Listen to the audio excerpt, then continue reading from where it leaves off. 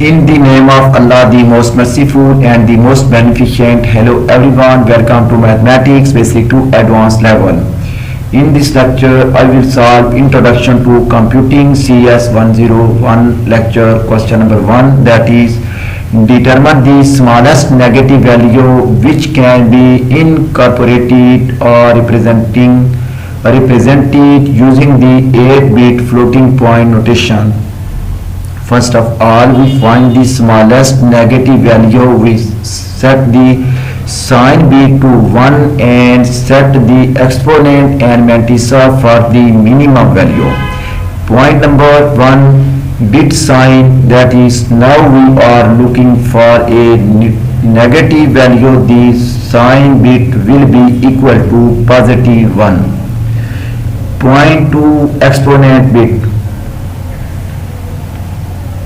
The exponent contains 3 bits to show that the smallest negative value will be equal to 0.